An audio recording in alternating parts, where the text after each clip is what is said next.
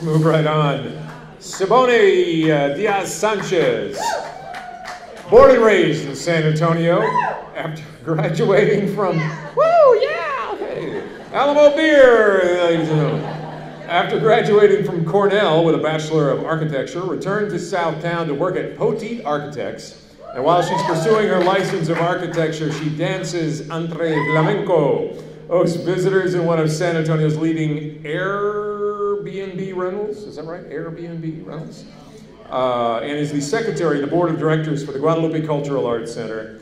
Draws from her love of architecture and flamenco dancing, as well as her experiences at the Guadalupe Dance Academy and CC, to create sculpture as well. Her work, a reflection of her San Antonio childhood, her time away, and then her return. Please welcome, as I butcher her name for the last time, Siboney Diaz-Sanchez.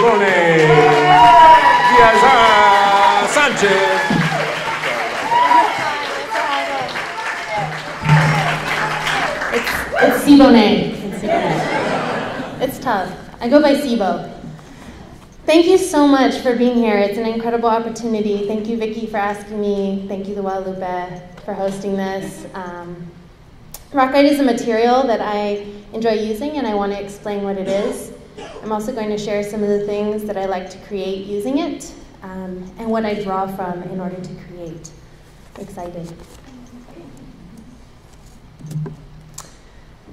I was born in San Antonio because of the Guadalupe Theater. It is home to Cine Festival, the longest running Latino film festival in the country.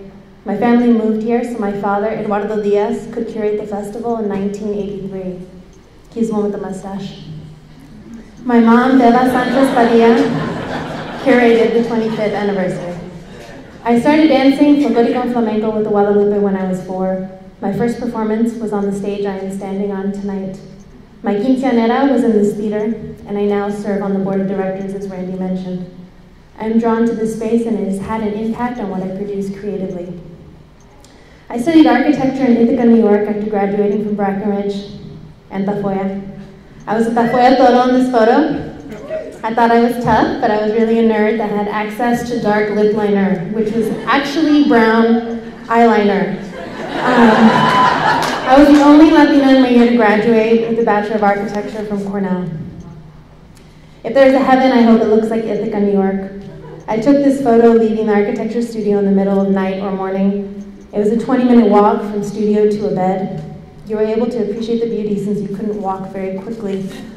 I still wear scarves, rebosos, that are associated with dancing I performed as a child. I wore them throughout college. The loud colors seemed to wake me up, provided me with warmth, and reminded me of home. When I left San Antonio, my mom told me to wrap myself in yellow light as a form of self-preservation. I took this literally with the scarves. I just feel better when I wear them. Rockite is a fast-setting cement compound. I was introduced to it as a model-making material in college. This is the first piece I made. It is mainly used to affordably patch concrete. You mix it with water, and it will set in about 15 to 20 minutes. In an hour, it will develop a compression strength of 4,500 PSI. When I moved back to San Antonio, it was difficult to find. None of my friends knew what it was or where to find it. I went to art supply stores but ended up at Granger Industrial Supply. The employees were confused when I showed up asking for 25 pounds of rockite. I guess I don't look like I repair concrete, because I asked, do you even know what this is for? Apparently buying 25 pounds of it didn't let them know that. I have made molds out of wood, steel, plexi, rubber, foam core. The larger the pour, the stronger the formwork needs to be. Because I prefer creating smaller pieces, I use foam core and wood, and most of my molds are for single use only. I like the color of rockite. I like its strength and its versatility. In school, I had the opportunity to relate dance to architecture. In a studio, Daniel Liebskin asked us to list 3 things we were good at. It was humbling and painful.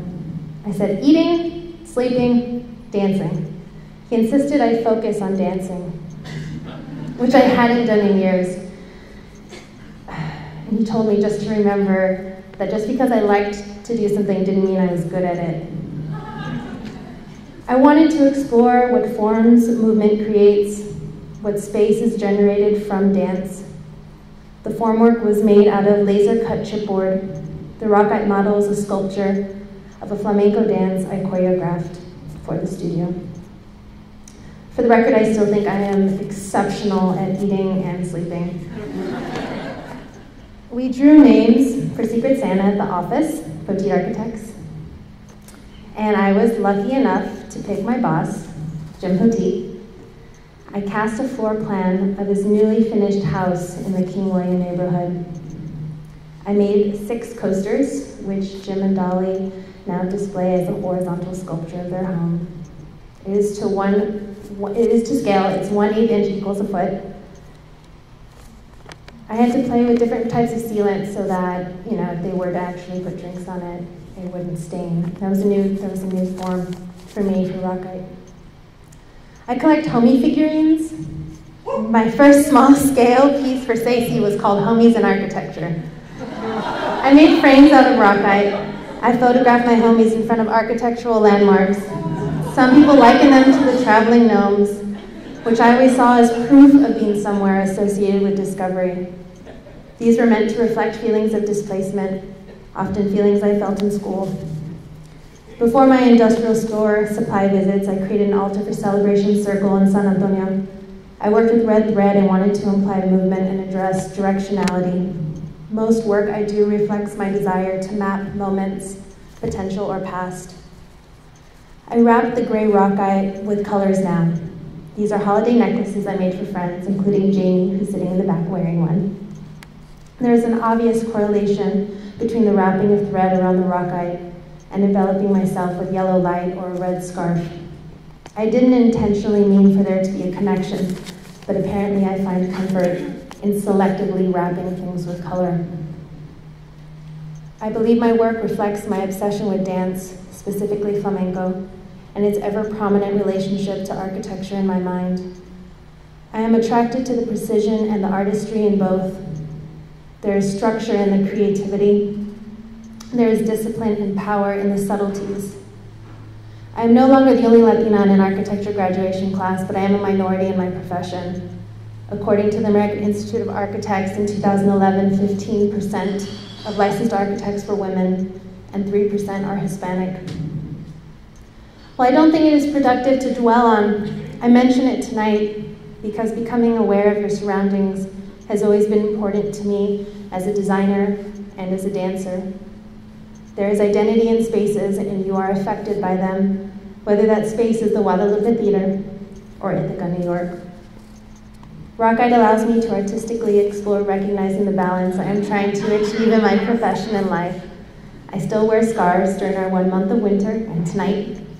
It is an honor to return to this stage. Thank you for letting me share with you. Go Spurs, go.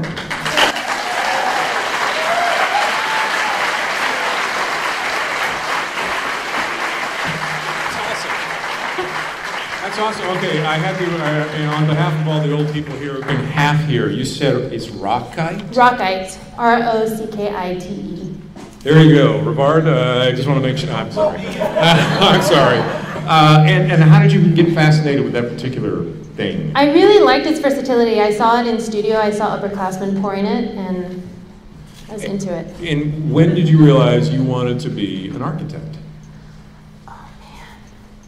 I was originally a flamenco dancer, but I related the two very quickly, very early on in my life, and how it's an acknowledgement of space. And I liked the structure, I liked using my hands, and since a big part of architecture no longer involves models, I get that out with my rockite. And you also said in there the displacement that you felt in school. Yeah. I mean, to bring it down here for just a moment, what did you mean by that, or should I move on? No, it was, I mean, I was a minority in that, and that was okay, but going from Brack to Cornell was quite a And jump. now, once you're at Cornell, though, and you could have gone anywhere, was there ever a question that you would come back to San Antonio, and now would you want to go anywhere else? Oh, I don't know. San Antonio is a very different place from when I moved back 4 years ago when Jim offered me a job. That was the reason I moved back, and I live in my childhood home, so it's become a special place in a very different way. But if you had a chance to move on? You've already plugged your boss twice. Oh no, I don't know. It would have to be a very tempting offer. I've fallen back in love with San Antonio. Oh, yeah, there we go. Give her a hand. Where can we see her stuff? Poteet Architects? Airbnb. Give her a hand. Siboney Diaz-Sanchez. Oh, by the way, did you know that Siboney in Portuguese is pronounced Siboney? So I just wanted to